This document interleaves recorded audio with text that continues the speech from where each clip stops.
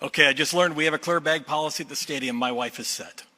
Wow, how's your week? Mine's been something else, but it's been the best week of my professional life, and I think it's going to lead to the best times of my personal life. Thank you so much for this opportunity, President Kabork. Thank you.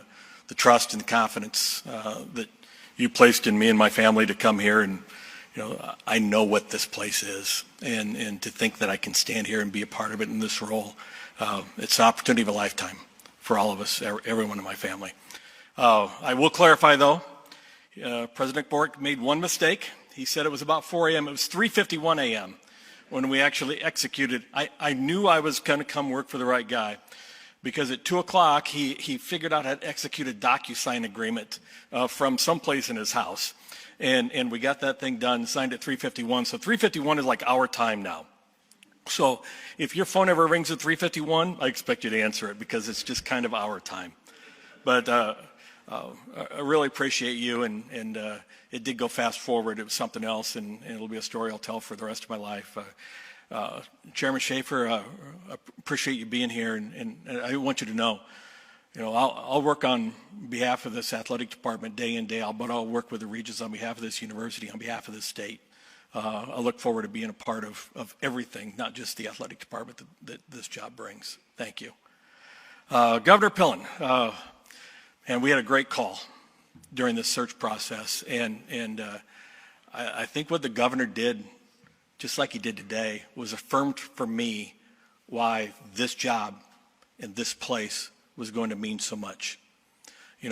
Every place, everything is about people. Everything is about relationships. And I thought I knew, and then when I got off the phone with the governor, I was like, yeah, that's it. He sold me. Now, he didn't really have to sell me, because I think I was sold already.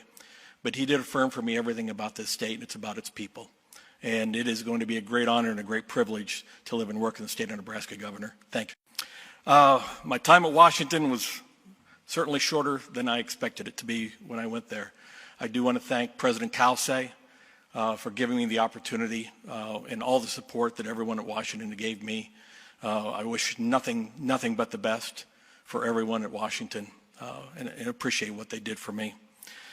A lot of supporters here, a lot of alums, coaches, staff, student athletes. Really appreciate you taking the time to be here. I cannot even begin to express how much and how I'm looking forward to working alongside you. But I also want to spend a minute on Dennis. It's his leadership, not just in the last few days, but his leadership here for 4 decades. I've known the man now for 6 whole days. He's been a great help for me in starting to understand the lay of the land. And his tenure, by the way, he signed 2 extensions with 2 basketball coaches. So when you have a 1-week tenure and you extend 2 basketball coaches, it is not interim. As we don't have an interim president, we don't have an interim athletic director. So Dennis, thank you so much for everything that you did along the way. Most importantly, and I will not look at them right now, I will thank my family, because I will have a tendency to get emotional, and I will get emotional about my family. You met Amy and William and Ellie, but my older daughters, Emily and Holly, who aren't here, and then Amy's sister, Krista, who is here, 6 and some odd months pregnant, 7 and some odd, I don't know, you're pregnant. Her husband, Tony, they live in Des Moines, the fact that they can be here today, but this career, this job, all of us who work in college athletics, it's got its ups and it's got its downs. It is not easy to live with someone who goes through the emotions of what this brings. And so, number one, I appreciate her being able to live with me during these times. But, this school year, I've taken them on a particularly wild, emotional ride. Things that I'm not sure normally happen to anybody. But they've just been, I have a rock star of a wife. I have amazing kids, and we have superstars around us. So I love you dearly. And time to take a drink. But I really appreciate you letting me do this, and particularly coming here so that we can all be together here in Nebraska. That said, one of the best hires I've made in my career that you've never heard of is a guy by the name of Tyler Kai, who's sitting down here. Now, I'm going to tell you a story about Tyler.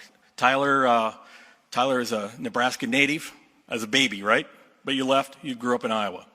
I hired him from Tennessee, like in the infancy of his career at Tulane.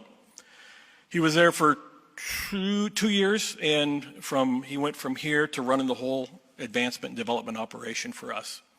And about 3 years ago, he had got a call to come to Nebraska, and he reminded me this week of what I said to him when he came to my office to talk about the job. I said, you know, if Nebraska calls, you have to take the job.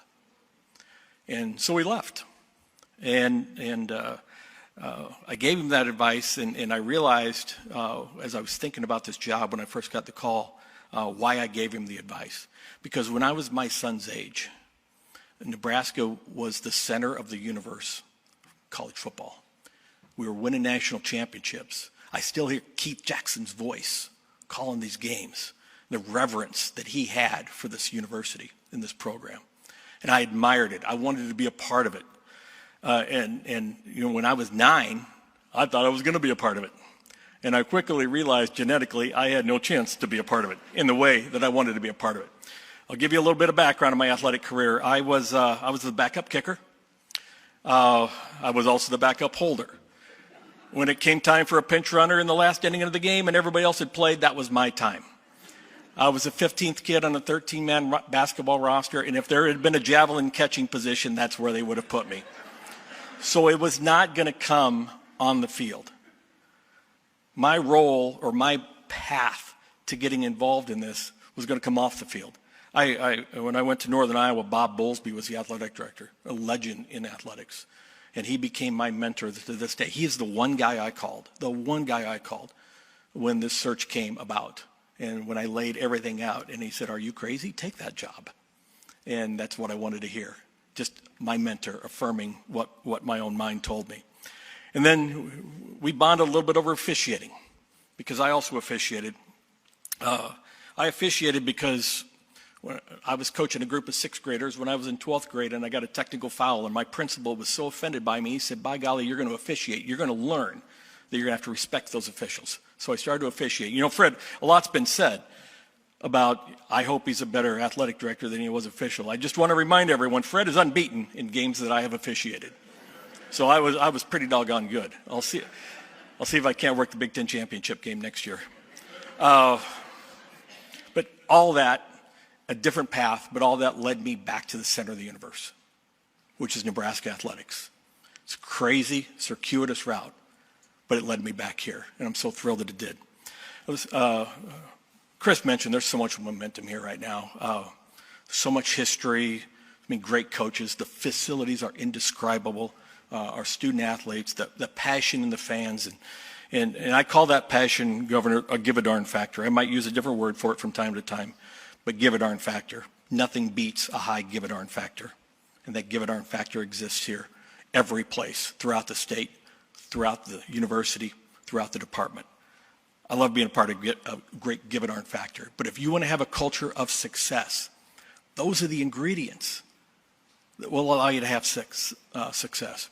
I've been particularly pleased, and probably what I did my most diligence on from the time I got the call was about the alignment of the university.